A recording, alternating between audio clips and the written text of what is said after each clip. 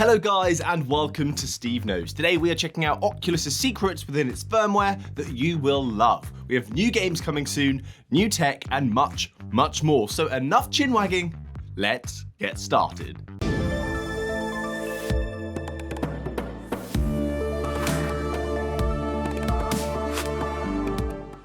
So let's start off with a new game that's coming soon to the Quest 2 that could appeal to many of you, not everyone, but I know some of you will be so happy about this title, and it's coming from Shell Games, a great developer, called Lost Recipes.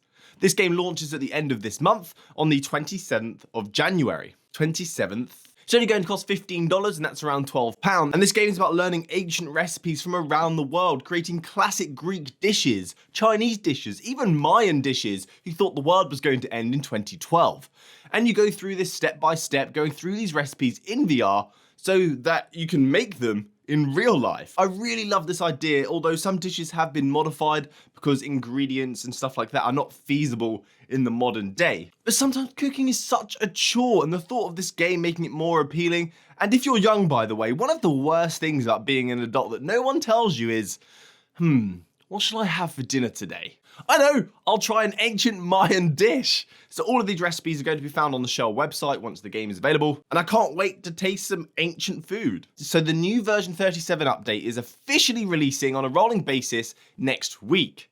It's going to be available in the public testing channel very soon as well over the next few days, and you guys are very vigilant and have been rummaging around the firmware already and have found some goodies that could be coming soon to the Quest platform. Shout out to Lubos and Basti for this information, thank you so much. So what you can expect is a tutorial on how to use Horizon Home, which means finally you're able to bring friends into your party and they will then be in your home environment. So it won't just be a voice interaction anymore, you'll see their avatar, you'll see their actions. It's going to bring that social presence into our home environment, including the ability to teleport around the space. Well, can't wait for my friends to join. Oh yeah, I don't have any.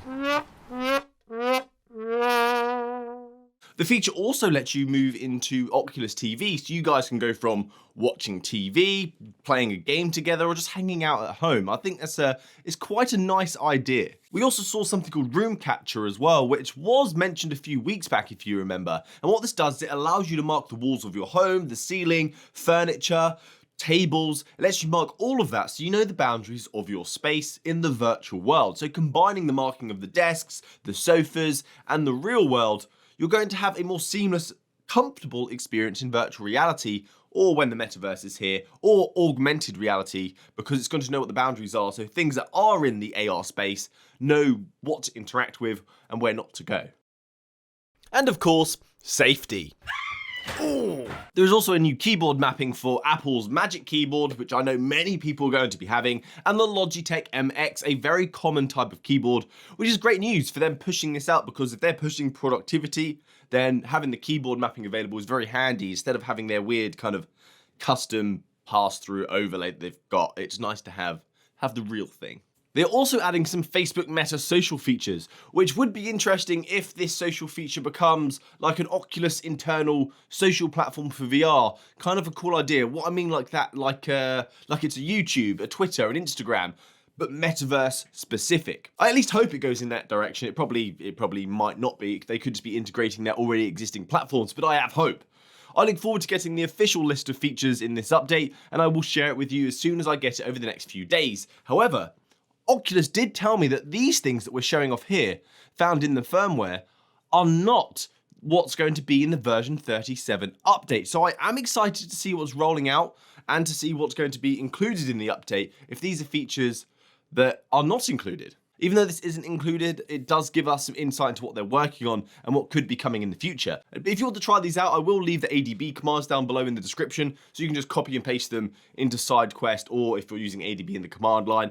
And I'm sure once version 37 is finally released, Basti will be putting some application with a UI to make it much easier to activate these features. Next, the Swarm multiplayer beta is now available. Swarm VR is one of my favorite Quest games, with its cel-shaded art style that looks fantastic, its arcade arena action with the best swinging mechanics that I've played in a virtual reality game at all. They need to make a Spider-Man game. If they could combine Resist's open world with Swarm's mechanics, I would be a happy bunny. Anyway, the beta for Swarm's multiplayer mode is available right now via App Lab. Eventually, it's going to support an open world PvP mode and a PvE mode, which just sounds incredible. If you've played the game, that will get you very, very excited. But right now, this beta, it's simply a map where you can hang out and race your friends. So please give that a go, not only to get a free experience of what Swarm has to offer, but you'll provide useful feedback to the developers. So when they finally release this multiplayer mode in Swarm, it's going to be much, much better.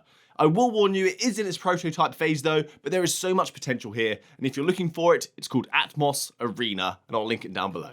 So the next story is an update around what Meta expect to do around managing their social VR applications, the metaverse. The Horizon bunch, Horizon Worlds, Horizon Workrooms, and Horizon Venues are 3 separate distinct applications, and that doesn't seem very metaversy, if that's even a word. So it seems they want to bring these applications together to make a seamless experience where you can go from working all day to watching an event with friends or playing a game and socializing in an instant. I wonder what the application name is going to be, the one that overarches those 3 apps. Maybe just Horizon, that makes sense, doesn't it? They also want to bring the Horizon applications to people beyond the virtual reality domain, so phones, laptops, and tablets, so everybody can be involved. They said it's not just a place for games, it's not just a place for people to build creative stuff, it's all of the above. Okay, this next story I find super interesting. It's a Steam VR compatible headset that is a collaboration between Shiftle and Panasonic, and it looks like a reinvention of the steampunk glasses Panasonic showed off a long time ago. Well, I'll say long, a couple of years ago. So this is called the Megan X, I think? Megan X? It sounds like Mega Man X almost. So this is an ultra lightweight HMD weighing only 250 grams, which is half the Oculus Quest 2, or it's nearly an iPhone 13 Pro Max, nearly. But it has a 5.2K resolution OLED micro display that can hit 120Hz refresh rate. This device is powered by the XR1 Snapdragon chip, it supports 6-day OF, inside-out tracking, and is expected to be under $900. So this supports Steam VR. So this becomes very appealing to me. It's got great specs, although I couldn't find the FOV on their website. But sometimes a lightweight device is all you need if I want to watch a movie, if I just want to walk around VR chat, because my face can't take it anymore. And combining the fact you can just fold it away in a baggy pocket. This may be the way the future is heading, and I'm really excited for this device. I hope it becomes available for general purchase. Time to share a Quest win, a virtual reality win really, that over Christmas, we already spoke about Oculus being the most downloaded application on the Apple Store. Some more stats are in that talked about the search volume over the holiday season. The Oculus Quest started off with the lowest rate of interest and peaked to surpass PlayStation, Xbox, and Nintendo. And since then, there's been a player in the game. This is very exciting to see that the interest in virtual reality and the Quest 2 is equal to the PlayStation brand, the Nintendo brand, and the Xbox brand. Wasn't it Xbox that said that they're not interested in virtual reality?